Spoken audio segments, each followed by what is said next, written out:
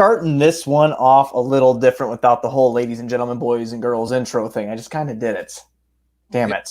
No, I mean, not really. I mean, you do it in your sleep. That's the only way you can do it as fluently as you do every time. But That's true. Well, whatever. Ladies and gentlemen, boys and girls, children of all ages, welcome to Bulls on Tap. I'm your boy Buzz, and I'm joined by my dude Goose, a.k.a. Bull Scripted. And you know what, man? We're here to talk about Zach LaVine getting drafted to Team Durant for the NBA All-Star Game taking place March 7th. Trade rumors. Bulls beating the Pelicans last night, and the NBA refs saying that Zach traveled. You can't say that he traveled because he's an all-star now, so middle fingers up to you. But before we get into this episode, be sure to go on OnTapSportsNet.com for all your Chicago sports literature and podcasting needs. Following us on Twitter, at OnTapSportsNet, at Bulls on Tap, following Goose at Bulls Scripted, follow me at Buzz on Tap. Anywhere you can listen to podcasts, you can listen to us, so give us a 5-star rating and review because that's cool and tough. Goose, Zach LaVine, NBA All-Star, became more real tonight. Drafted to Team Durant, my man. Drafted to Team Durant. What are you thinking? I'm thinking Zach got a lot of praise. He got taken with KD's fourth reserve pick. Went ahead of a lot of people that might not have been expected him to go ahead of in this All-Star draft. You know, being a first-time All-Star, but KD in the offseason said that he thinks Zach LaVine's got superstar potential. LeBron actually threw some nice compliments at Zach, pretty much saying that he's a bad man after KD's selection. So it's nice to see Zach getting this recognition throughout the league. But my instant thoughts went to who else is on KD's roster that Zach can recruit. And everybody on Twitter started saying Kawhi. And I mean, that would be a dream come true, right? That'd be, yeah. I mean, that would be very cool and tough if Zach was somehow able to get Kawhi Leonard on his team. But the one name that pops off to me is, you know, which has been a little bit rumored, has been Bradley Beal, which will probably be via trade or something like that, you know, but, or Vujacic, I don't know, man. You know, it's been rumored he'd be on the move too. Vucevic? What did I say? Vujacic, like Sasha Vujacic. Sasha was the man. I'm so sorry. Oh my God, I feel so embarrassed right now because we're live too. Whatever, I don't care. I fucked that up. I do that all the time anyway. Go Orlando Magic basketball. Anyway, yeah, no, it's super exciting. I mean, I'm going to read off the Team Durant squad. You have Kyrie Irving, Joel Embiid, Kawhi Leonard, Bradley Beal, Jason Tatum. That makes up your starting five. Obviously, KD is injured, so he will not be able to play. Jason Tatum did replace him in the starting lineup there. And you have James Harden, Devin Booker, Zion Williamson, Zach LaVine, Julius Randle, Vooch, and Donovan Mitchell. I mean, like you said before we even came on here live, they have a ton of dudes that can score the rock on that squad. Every top-tier shooting guard in the league on KD's team. It's like the team I used to make back in NBA courtside 1998 with like Reggie Miller as my center, and and Ray Allen as my power forward, and Kobe as my three, just pop threes all day long. Well, no, I mean, the All-Star Game should be fun. They're using the same format as last year. I believe the winning team donates X amount of dollars to the charity of their choosing. Last year they had the fans in the different colored jerseys in the opposite ends, in the hoops, behind the hoops. But obviously I don't think we're going to have fans this year. I know Georgia's not exactly the most strict with COVID rules, so maybe. Limited capacity. I'm not sure on that front, but the leading team through three quarters will have 24 points added to their total, and that will be the target score to chase in the fourth quarter. So, ode to Kobe Bryant, as expected, again, and I'm sure we'll have another Kobe tribute. What is your thought on the format? Do you think it makes it more competitive, or do you think it's a little gimmicky without the Kobe factor being incorporated in there? I love the Kobe thing just because I'm a Kobe guy. I like Kobe. But I do feel like the whole thing is gimmicky. And even with the draft itself, man, I'm a sucker for East versus West. I'm just a sucker for that because I grew up with it. You know, like that was what it was all those years that we were kids. It was always just the best the West has to offer against the best the East has to offer. And traditionalist, you boomer. God damn it. You just call me a boomer? Did you just I did. God damn it. I did. Look at that beard, man. Look at all that wisdom. You got to be a boomer. There's no gray in here, which means I'm an idiot. It's like, what are you talking about? So, no, I mean, I have to agree with you, especially when Shams is tweeting out the time that it starts and telling you who LeBron's picking already. It's like, what the fuck, man? Like, most of us probably could have assumed LeBron would have taken Giannis. But really, like, you just had to, like, flex on us like that, Shams. You couldn't just let it be and let us enjoy the moment. Well, in this day and age, okay, now I'm becoming the boomer in this day of age where you get all the information at your fingertips instantly, especially a guy like Sham. He's going to put it out there because it's not about what happens, it's about who firstly gets to it, you know?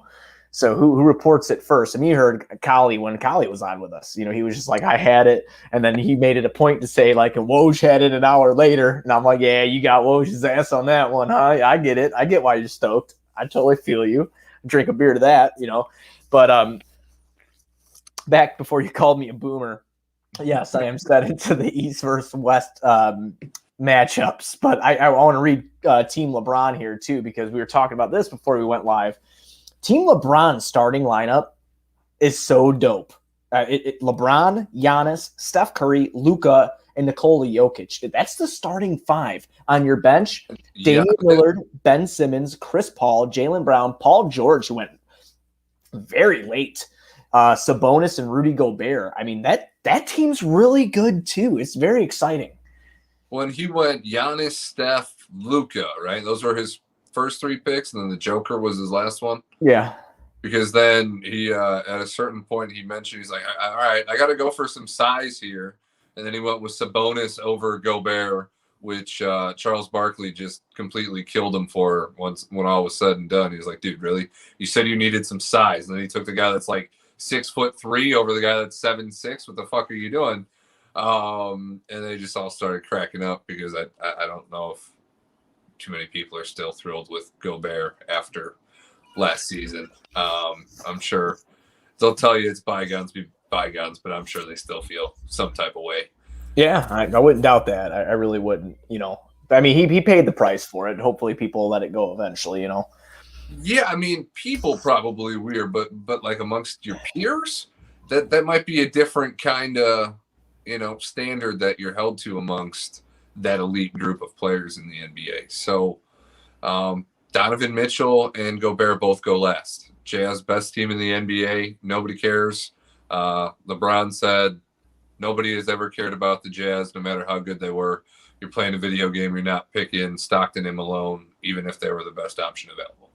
So, gosh, damn. I don't know what that really means.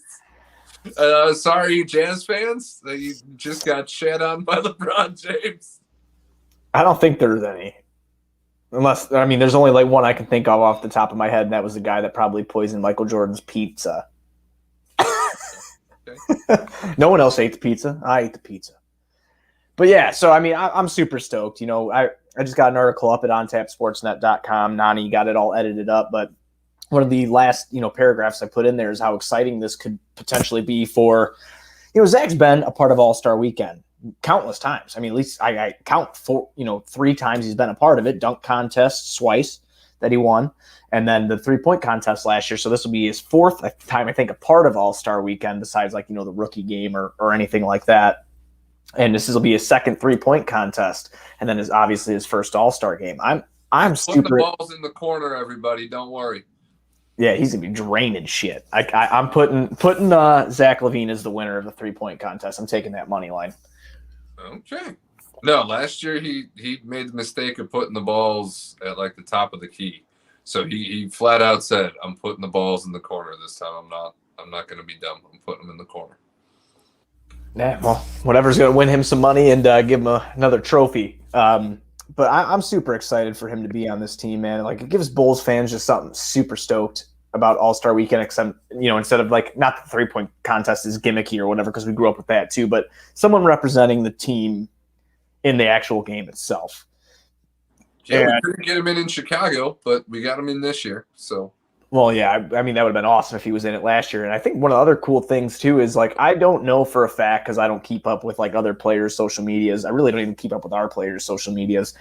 But just seeing JJ Redick was another guy who talked today. Like they put a quote that Zach LaVine said on the All Smoke podcasts, and like JJ Redick puts under it like this dude's absolutely amazing. And you've seen all these players just say about how good he is. It leads me to believe that people are gonna want to play with him. I could be wrong, dude. Like maybe they're just showing respect for how much he's balling out. He's doing something that only 4 other players in NBA history have done. And one of those other players is Kevin Durant this year. It's like that 50-40, what was it, 50-40, 80 something, and then with 5 and 5, right? Yeah, over 28 points, 5 assists, 5 rebounds. Yeah, not a lot of players have done that. So, leads me to believe that other players are really going to start looking at playing with him. And it's just exciting that his name's on this big stage. It wouldn't surprise you. You look at Zach the person, Zach the character. He's extremely humble. He's extremely hardworking. If you're going to bet on somebody playing next to you, to build something with, Zach's the guy to do it with. He improves every year, similar to Jimmy Butler. But unlike Jimmy, he hasn't tried to force himself to be a leader that he's not really. Zach leads by example. He doesn't really seem to get on guys or chew guys out or be that kind of toxic leader that has to be the alpha. He lets his play make him the alpha. So no, you have to imagine that guys are going to want to play with Zach. Kawhi would be the soonest option that's going to be available of guys on the team. Is Vooch going to be a free agent next year as well? I don't know if he's going to be a free agent or not, but keep talking so we could fill the time, and I'll look at the contract right now. just make sure you don't look up Vujicic's contract. Okay, I get it. Well, I'm just making sure, bro. So no, Kawhi's definitely got an option for next year. Oh no, Vooch is under contract for a little while. So yeah, he is. That the Bulls would have to trade for. But Zach being on that team with guys like Kawhi this is his time to recruit, and that's what Joe told us. Getting in the room with these guys is important. So being in that locker room, playing with them, hanging out with them for this All-Star weekend, maybe something transpires here that leads to somebody coming to Chicago. That would be a great thing to come out of this season, regardless whether or not the Bulls make the playoffs or not. Right. Well, speaking of Bulls making the playoffs, there's a couple rumors that popped up this week about guys that have become somewhat immovable towards fan base. One, Thaddeus Young has been rumored a little bit because there's comments made about him being a very attractive player to, I can't remember who the first one was. Outside of Bradley Beal, Thaddeus Young, right. It was outside of Beal. Most likely to impact the playoff race. Right. So, Thad Young rumors have popped up. Not rumors that the Bulls want to move him, but as far as just his name popping up and teams being interested, right? And then there was a Garrett Temple rumor yesterday that the Indiana Pacers inquired about Garrett Temple. Then today, the Bulls reportedly, according to Shams from The Athletic, have checked in on Andre Drummond. So, obviously, we haven't heard that the Bulls want to move on from Thad. Okay, we have not heard that. We have not heard that the Bulls want to move on for Garrett Temple, but we have heard that they've went and looked at Andre Drummond. They make that move, that means they're trying to make the playoffs, and they're really trying. Which is very weird because AK had that comment that we talked about on the previous show, where he pretty much said some teams are going to be delusional and think that they can still make it in. And you would assume he was implying that the Bulls aren't going to be that team. They're not going to be delusional. Or maybe he's just that confident in this team that they're not one of those delusional teams and they really are a player. Because they did rebuff. They turned down an offer for Garrett Temple. You can't imagine it was more than a second, maybe 2 seconds like we got for Justin Holiday a couple of years back. But we turned down assets for Garrett Temple, and I could see where a second-round pick doesn't, really tickle your pickle enough to move him along. But, when it comes to Thad, now you're talking firsts. Firsts, that's a territory where you have to heavily weigh that option. And If you trade for Drummond, no, you're definitely making a play for the playoffs. And what does that mean for Wendell? Are you asking Drummond to come off the bench? Absolutely not. Here? No. Absolutely not. You can't. No. I mean, I don't know how you ask a max player in his contract year who's a 2-time All-Star, 1-time All-NBA player that, hey, you're going to play behind this guy that we just had to ask what position he actually plays in the third year in his career because we don't know. And he told us he's a center, but we're still not convinced. Yeah, I just think that if they were to trade for Andre Drummond and they're making a push, something tells me that Lowry's not going to be ready even after the All-Star break for a while, and they're trying maybe WCJ out at the 4. You don't think so? What have you ever seen from Wendell Carter that tells you can be a power forward? Oh well, everybody tells me that, so I just have to go into the general opinion and just look at it. I'm looking at it. I'm not saying I want it. I'm looking at it, and he's got a midi on him. It sounds like Otto Porter Jr. just doesn't want to play basketball anymore, and the Bulls might swap that contract with the second to get somebody that can actually contribute. I would have no problem. If it was Otto Porter, I'm not giving up any picks for Drummond, obviously. I wouldn't even get up a second round for him. He's a free agent. He hasn't played since February 14th. February 14th. He hasn't played competitive basketball because he was not active those 2 games, and the Cavs, which is so funny because the Bulls got in trouble about this with Robin Lopez, which I think we touched on in a way prior episode. But Drummond has not played since February 14th because the Cavs are trying to trade him. Now, if he were to come here, it would be just swap. I mean, it works in the NBA trade machine. Swap those 2. They could use some wing help anyway. If Otto will ever can play again, I don't know. But I do like the fact if Andre Drummond did come here, dude averages 4 offensive rebounds per game, shoots below 50% from the field, which I don't really like for a center that doesn't really shoot jump shots very often. I mean, he kind of steps out a little tiny bit, but I'm not, I don't really recommend it, but I like what he could do. The more you're talking about this, I could see where Otto's pissed off here because the Bulls drafted a 19-year-old that he's going to sit behind regardless of what he does. So he's salty. Now, if Cleveland's saying, hey, Otto, you come here, we will give you the opportunity to play 30-plus minutes a game as a starter and showcase your value in the NBA.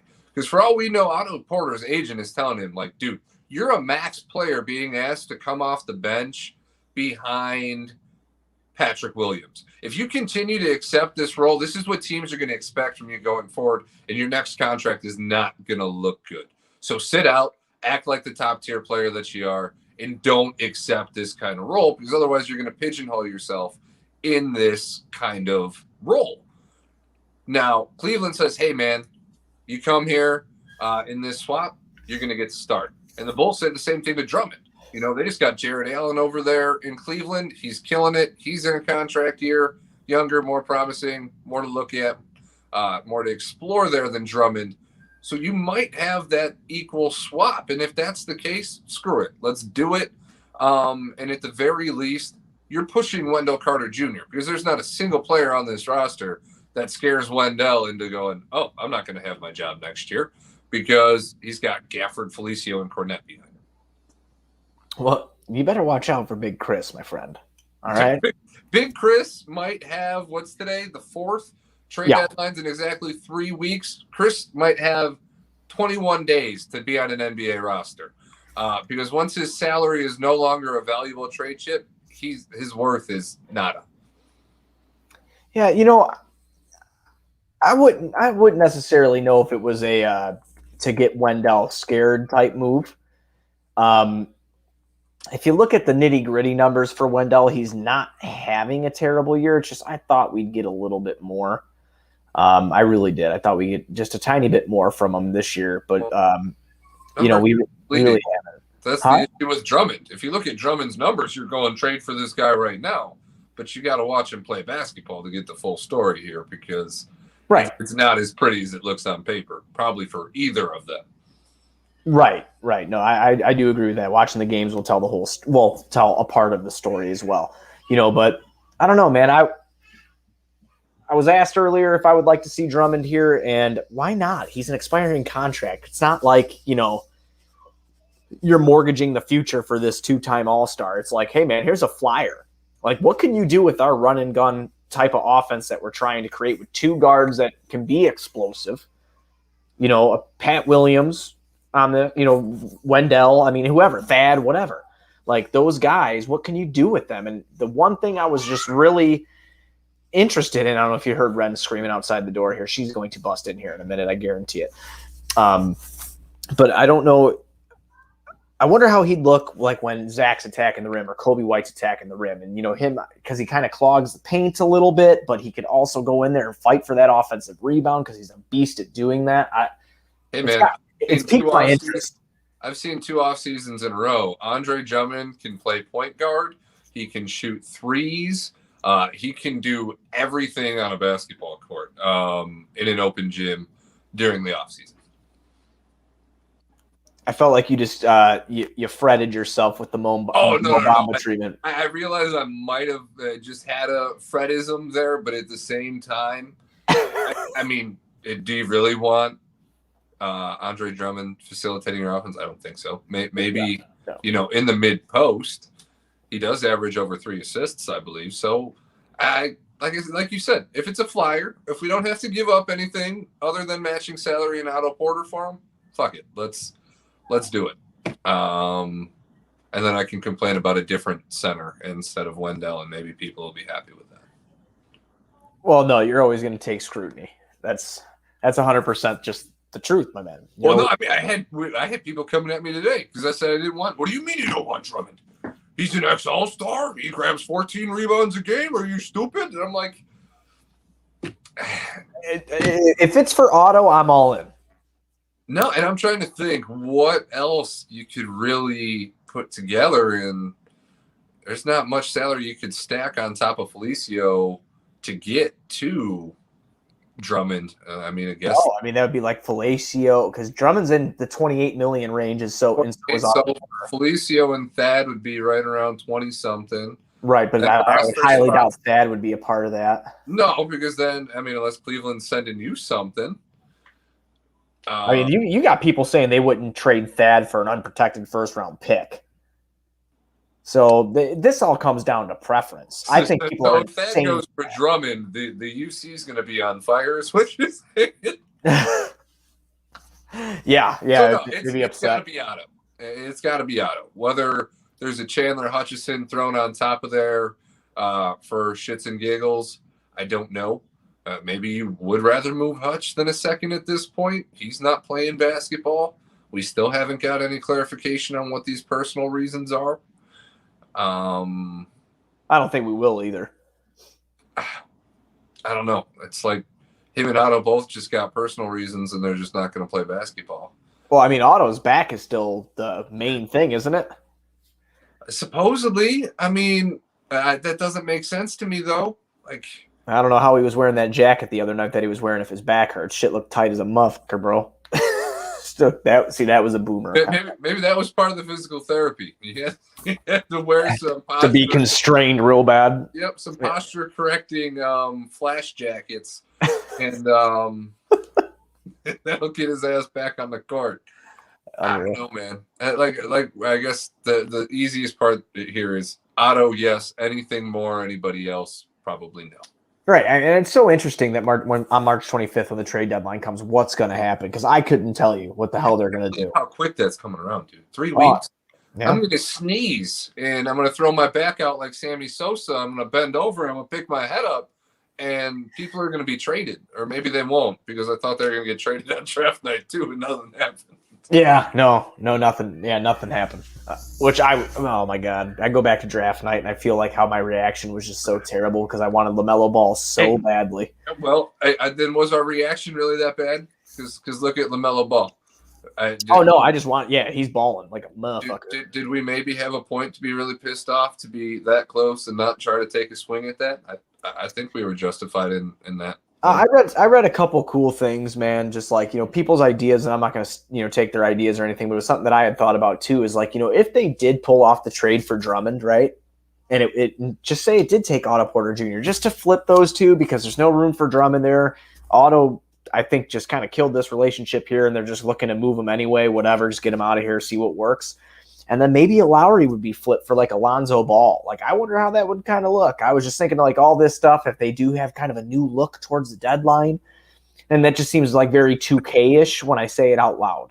But it's something that I did think about. I wonder how that would go. But I don't know what they're going to do. I can't tell. Drummond and he fit. I put that trade out the other day where the Bulls would send Thad to Boston, and Boston would send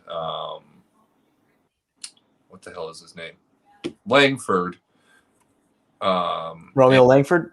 Yeah, Romeo Langford in a protected first to the Pelicans, and the Bulls would get Lonzo. Oh, yeah, I saw that, yeah. So I think if you got Drummond and he fit as well as you thought for a year, maybe you trade that and you get Lonzo, because then you'd want that shooting from Lowry. And then you're looking at Lonzo, Zach, Pat, Lowry, Drummond. That's a big 3 through 5 that you're not going to have issues with rebounding anymore.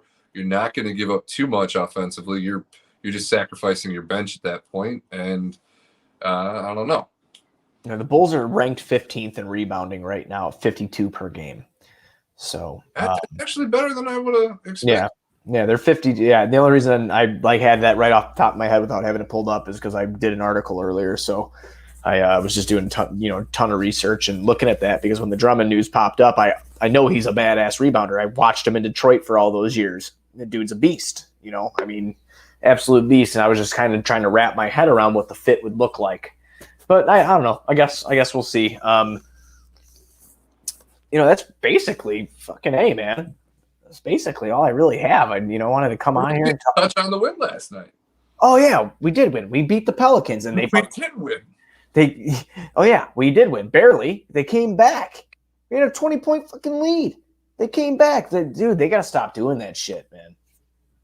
No, we almost got Jackson Hayes. It was like he came in the game and he actually wanted to still play basketball. Everybody else had given up on the game. Well, did you hear Stacy mention that? Like, he saw that Zion came out really slow to start I think it was to start the second half? Or was it the second quarter? I can't remember if it was second quarter or second half. The second and third quarter, the second quarter he came out slow. The third quarter they were trying to force it to Ingram and it just wasn't working. Right. Zion didn't get enough touches. I mean, you got a guy who's scoring like 20 fucking 4 to 30 points a game, and he's not even attempting a fucking three-pointer. Like, I would just keep feeding him. If he can become a little bit of a better facilitator, he's going to be fucking even more dangerous than he is now. And he's already very dangerous. Hey, but what about Pat? I think he had, 3 blocks on him? Yeah, 2 or 3 blocks on his ass, yep. I know at least 2. I think there was 3. But he was straight palming that shit. Just, that was – I like seeing that from Pat. The defensive stuff from Pat makes me more comfortable without the big explosive offensive game yet. Though last night he did pretty good. I know you got the box score up. Didn't quite break 20, right? But he was right close. I'm sorry, who was that? Pat Williams? No, Pat had 13, I believe, last night. He only had 13? Yeah, I'm pulling up the box score right now, but he only missed Goose one shot. Okay, so I'm pretty sure that's what it was. I'm looking right now for us because I did not have it pulled up. That's right. No, I swear. Oh, I was right. 13 points, 6 or 7 from the field. So an extremely efficient 13 points. Billy's got to get him involved more, especially if you're having a night like that. Well, it's funny because your favorite stat plus minus, he was minus 17 last night. But no, he played a pretty decent game. But Zach, once again, I mean, Zach in the playmaking role that he was kind of in last night, he had 8 assists. I think he had 6 at half. I was hoping he was going to go for his for his in-game record, which is 14, but that was in 2014, I believe he set that or some shit like that. They'd be playing backup point guard for them at that point. Yeah, he had 14 assists in a game back then, but I was hoping he would kind of break that. But I mean, it was Thad Young, super efficient last night, 8 for 10. Zach, 12 for 19, against the Pelicans. Kobe White, 8. I just lost Kobe White's stats. 8 for 16 for Kobe White.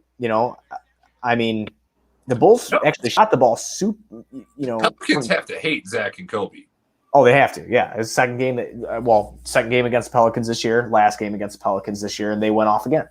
Swept the future MVP of the league, Zion. Woo! Savor it while you can. Look at Zion, man. Like, goddamn, if he starts hitting free throws too, 8 for 16 from the free throw line for him, but he's 10 for 17 from the floor. 28 points, 5 assists, and 9 rebounds, 2 steals, 1 block. Zion's a beast, dude. That's why I'm watching it right now. Let's see if the league picks up on actually fouling him at the end of the games like they refuse to do to LeBron still for whatever reason. Because if I'm a coach, that's all I would do to LeBron at the free throw line. See ya. You're going to the free throw line. Have fun at the free throw line. Oh, you're driving to the lane? I'm tackling you. You're going to the free throw line. So we'll see how that plays out because it seemed like the Bulls played the heck of Zion a little bit later in the game. Yeah. When they started sneaking back in. And the full court press on the Bulls always scares the crap out of me after that jump ball loss that we had to Portland. Mm-hmm. It makes my heart skip. And I'm glad that we escaped that with a win. That was way uglier than it should have been, though. I definitely agree. Next game, we actually have a couple nights off. I think we'll record after the All-Star game. I want to go a week without Bulls basketball. I know, dude. Can you imagine? Because last year when we were like the All-Star break, we're like, oh, fuck. Like every night, just craziness and letdown. But the Bulls don't play again until March 11th, and that'll be against Philadelphia 76ers. And I think we'll record after the All-Star game, hammer the over for Zach LaVine, whatever he's supposed to score in the All-Star game. Zach's going to win the 3-point contest and drop at least 20 in the game. So we're going to have to talk about that. And have you looked at our schedule for the second half? Yeah, I have. That shit doesn't look that fun. No, I'm actually looking at it right now. I don't want to talk about it. I know we got 3 games against the Nets, 2 against the Bucks, I think 2 against the Jazz, maybe 2 or 3 against the Heat. It's not. Coming back, it's the Sixers, the Heat, the Raptors. Then then it's the Thunder, the Spurs. Then it's the Nuggets, Pistons, Jazz, Cavs, Spurs, Warriors, Suns. Oh God, Warriors, Suns, Jazz, Nets, all in a row. March 29th, 31st, April 2nd, April 4th. So, and I mean, most of those teams don't like really scare me, which is weird because they should, because we still kind of suck and we haven't beat many good teams this year, but we have competed with every single team this year. A lot of the teams don't scare me that much. It sucks that we got to catch Miami on the second half of the schedule instead of catching them in the beginning when they were injured and looking like crap. And now we got to catch them like they've regrouped, they've rebounded, they're back into the playoff picture, they get a break, and Jimmy Butler is going to come out and kick ass the second half because that's what Jimmy Butler does. So looking at that schedule, it's going to be rough. Oh, yeah, it's absolutely going to be rough. And during that's why I think that they might be buyers. I swear to God. So you really think that AK is going to sit in a press conference, say that there's delusional-ass teams out there that think that they're actually contenders, and he's going to go out there and be one of those delusional guys and grab Andre Drummond? Yeah, absolutely. What do you want me to say? Like, I don't know what they're trying to do. I can't tell. I'm just glad that we only got 3 weeks left to fucking ponder about what they could be doing. I think we might just not do anything again. That's kind of what I think the play is going to be. I seriously, I can't tell what the fuck they're going to do, man. I don't know if they're, like I told you earlier in the pod, I can't tell if they're going to be sellers. I can't tell if they're going to be buyers, but I mean, with them being for Andre Drummond, but when Lonzo Ball told his agent that if he's getting traded, he wants to go to Chicago, we didn't pick up the fucking phone. Might be the master plan, bro. We don't know yet. Gonna get Andre Drummond to make the playoffs. I mean, look what's happening to the Wizards right now. Like, maybe they just fucking pull a blockbuster off and LaVine and Beal are paired together. I don't think that fit makes sense. I don't know if I really want to see that fit. That's like, yeah. I don't know. I might like to see it.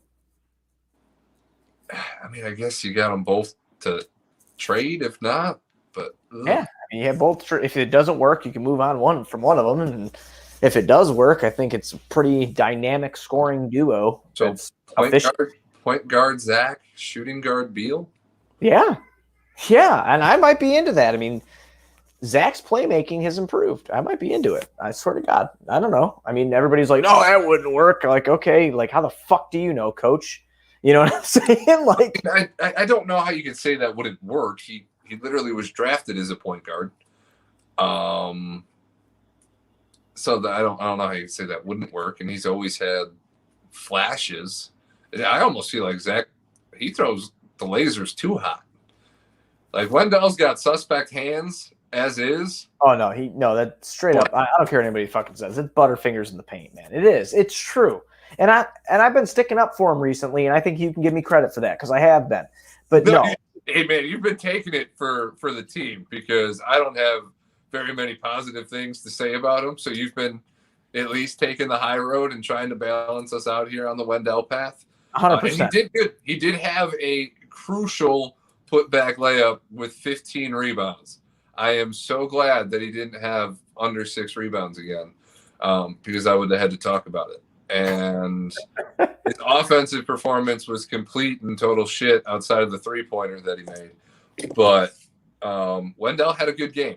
For Wendell standards, Wendell had a good game. Might have saved us at the end there. Billy only played him for the last minute and 30 seconds. He didn't have him out there to close at first. And then he switched him out there, and Wendell came up big. So, no, we'll see. That's just crazy. We got the All-Star weekend. There's no more snow. I looked at the forecast, and we're going to see 60 in the next week. Everything's looking up, my dude. Bro, I'm ready for nice weather. Straight up. Everything is looking up. So I guess if we get Andre Drummond, I'm just going to have to smile and act like I like it. Maybe it works out. Well, like I said, if it happens, it happens. If it doesn't, it doesn't. Bulls are currently sitting in the 10th seed if the season were to end today. So they're in the the play-in round to get into the playoffs. So, I mean, who knows what they do, man. Definitely interesting to see. But we will be back. We'll be back Saturday after the All-Star game, and then March 11th. So we have a week before we get Bulls basketball again. So I don't know what the fuck we're gonna do. You're gonna send me my lawnmower 3.0 from Manscaped. It's like literally up there and just sitting there in a box. You're gonna send me my lawnmower. All right. I'll make sure that happens. And then I will see your beautiful face in 3 days, and then another 3 days after that. Roger that, my friend. Everybody, be sure you're going to ontapsportsnet.com for all your Chicago sports literature podcasting needs. Following us on Twitter at ontapsportsnet, at Bulls on Tap. Following Goose at Bulls Scripted, me at Buzz on Tap. Again, anywhere you can listen to podcasts, listen to us. 5-star rating and review, please, because that's cool and tough. We'll be back March 7th after the NBA All-Star Game to talk about Zach not only winning the All-Star Game MVP, but being the 3-point champion. So that's whoa. Hammer the over. Telling you now, hammer the over. That's all I got. Let's go Bulls.